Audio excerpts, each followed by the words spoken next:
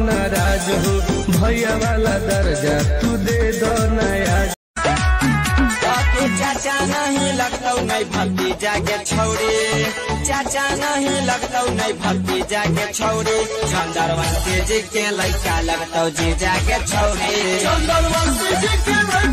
मुजफ्फरपुर है बेटा, यहाँ हर एक चीज का अपना अपना ब्रांड होता है और यहाँ के बच्चा बच्चा से पंगा लेना भी मत, क्योंकि यहाँ के बच्चा बच्चा मर्डर केस में बदनाम होता है।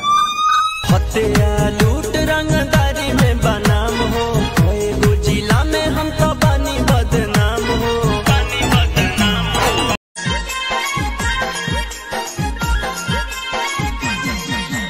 गर्मी के सीजन में जैतो जवनिया सूख गे छौड़ी, गर्मी के सीजन में जैतो जवनिया सूख गे छौड़ी, जब मारी देतो लहंगे में लूक गे छौड़ी, जब मारी देतो।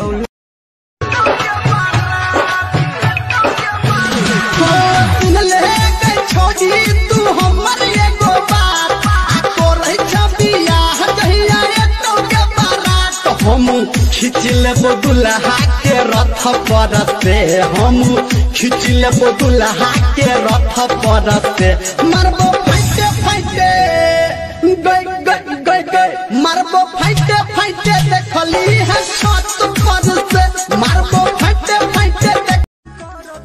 अभी से जरे लगल लो बे यार, अभी तो ट्रेलर है, पिक्चर तो अभी पूरा बाकी।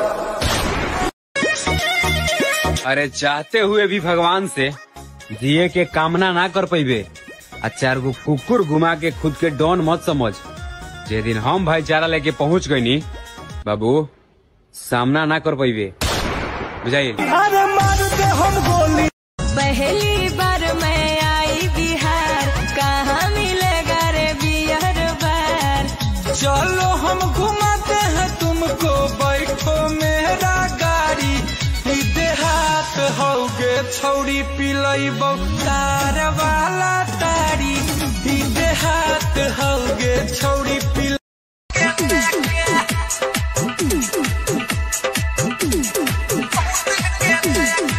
काठी ना काठी ऊपर हाके खियावलस, कहाँ के जड़ी बूटी पिया के पियावलस।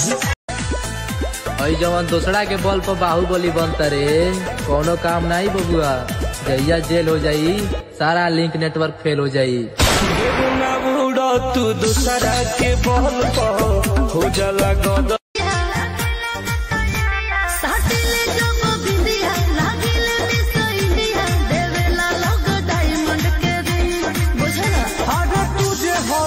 बाबा के क्यों सजनिया